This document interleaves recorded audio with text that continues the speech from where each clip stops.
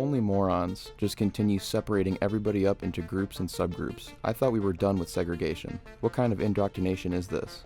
So you are claiming right-wing extremism isn't a rising problem? Only if you watch the news. So state and federal crime stats are wrong too, huh? You can't talk sense to people with low IQs. They are willfully ignorant. Facts don't matter to them. That's why they work at Wendy's. Show me. We live in a world filled with misinformation, LOL, Trump supporters are not Christians. They are an ISIS group. polarization, White privileged, ha ha ha. Stop trying to make white people racist. Wait for the media to build a divide. MSNBC is racist. and hostile conversations. Stop getting so triggered over a project, Snowflake. Oh, just go away already. Losers. People can't see that racism There is no exists in systematic America. racism. We In have this black climate, doctors. when confronted with differing opinions, some choose to dismiss them, and some choose to argue. The majority of people are faced with fear of how others will respond, so they just stay silent. Fuse cuts through the noise to break the silence. Fuse is bringing the conversation offline and providing a brave space for people to connect on a human level and break down the tough topics through an informational podcast, a training toolkit, and a conversational card game. Fuse provides the tools to become informed and engaged in preventing radicalization to white supremacist extremism. Have your political views changed from when you were younger? Explain. I feel like these topics are kind of like, ooh, that's a little scary to talk about with someone, but by using these cards as kind of like your prompts, I think it's easier than you think to kind of talk to someone, find some common ground, and see what you guys think about each other. A lot of people are still trying to figure out how to manage and properly go about having these conversations and what to do in the case that we do mess up. And so there's still a lot to be ironed out, but the effort and the work has to be done. So just keep doing the work. And I always say, yes, it's uncomfortable because you've been comfortable too long. Nobody's challenged you. Nobody's done anything. Fuse. Spark connection through conversation.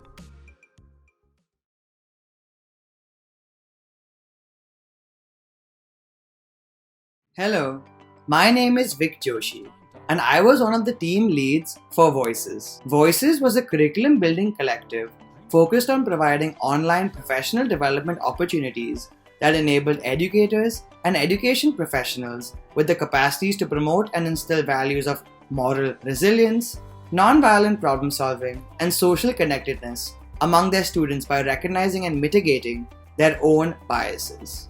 We partnered with award-winning authors, built interactive lessons, and integrated novel education technologies to create a rich course experience for our participants. At the conclusion of the Invent to Prevent program, we had more than 150 educators representing 25 US states enrolled in the Voices course. Now, I will pass it to another team lead, Lauren Gonzalez, who will share lessons the Voices team learned during Invent to Prevent. Thank you, Vic. We learned two key lessons during the Invent to Prevent program. First, we learned that collaboration is the truest catalyst for change. By partnering with organizations that shared a common mission with us, such as the One World Strong Foundation, we were able to amplify our impact by building lessons that celebrated powerful stories of social change across America. Second, we learned that building community leads to transformational change. That is why we designed the Voices course with activities that help teachers across the country learn from each other's unique experiences and perspectives. As we always say, you may join a Voices course as an individual, but you will leave as a member of a community for change.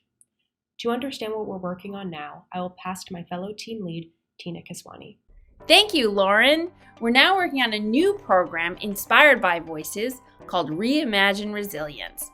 This program is supported by a $750,000 innovation grant awarded by the Department of Homeland Security's Targeted Violence and Terrorism Prevention Program. We're building a 30-hour professional training for educators and educational professionals that will continue the critical work of transforming classroom environments and practices across the U.S. To learn more about our program, please visit reimagineresilience.org. Educators can pre-register for the training on this website. Our launch date is July 2022.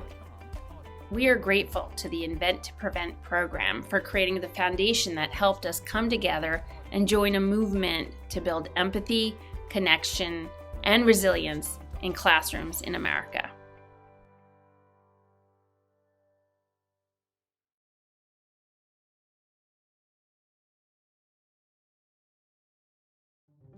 Hello, I am part of the team that is Mission in Transition.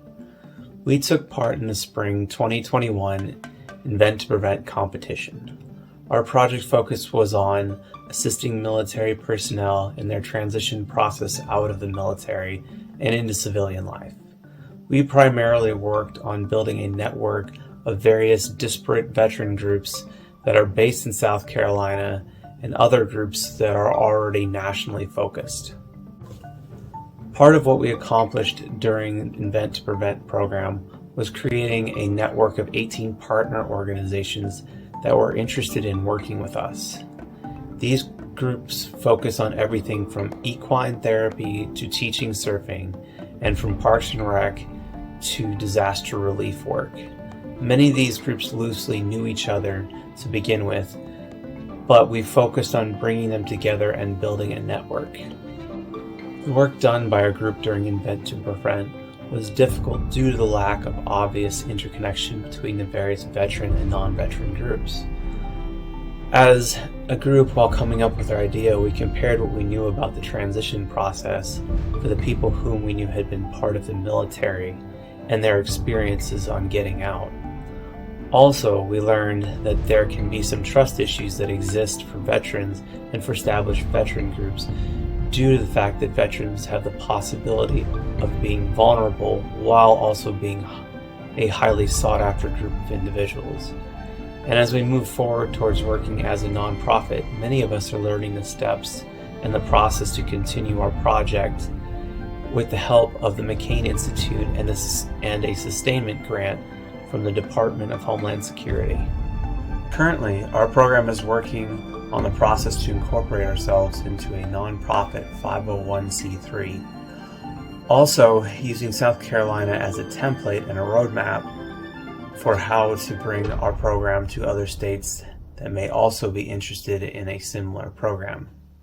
As we move forward working as a nonprofit, many of us are learning the process and what it is going to take to continue to assist veterans in their mission in transition to civilian life. Here you can see the splash pages for our socials. We are on Instagram, LinkedIn, Facebook, and we have our website, missionintransition.com. Come and check out the work that we are doing as we continue to serve those who have served us.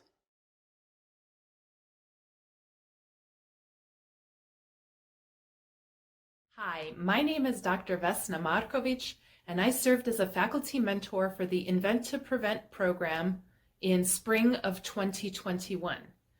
Our student team from Lewis University in Romeoville, Illinois, consisted of 6 students, 3 undergraduate and 3 graduate students, all from diverse backgrounds. They worked on the project called How to Inform.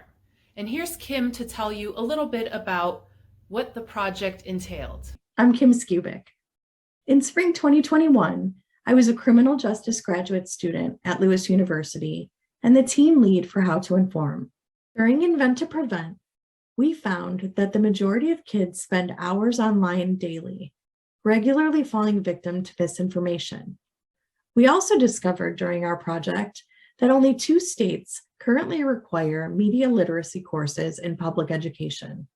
To address the urgent need for widespread access to critical thinking tools, we developed How to Inform.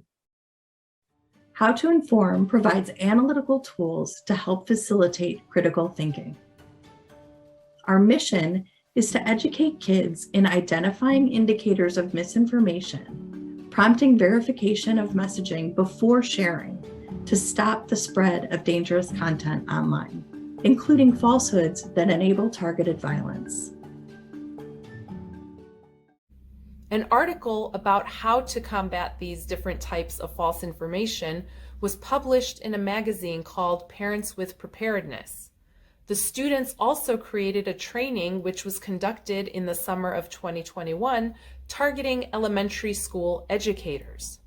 The students were able to meet many individuals and made many other contacts that made it possible to not only move forward with the project, but also to create a foundation for the work that has continued thanks to the sustainment funding they received in fall of 2021. In December 2021, we partnered with Nicole Piranunzi, the Director of Special Education at West 40, to develop statewide distribution of how to inform materials and training for Illinois educators, as well as park districts and the Illinois School Psychologists Association.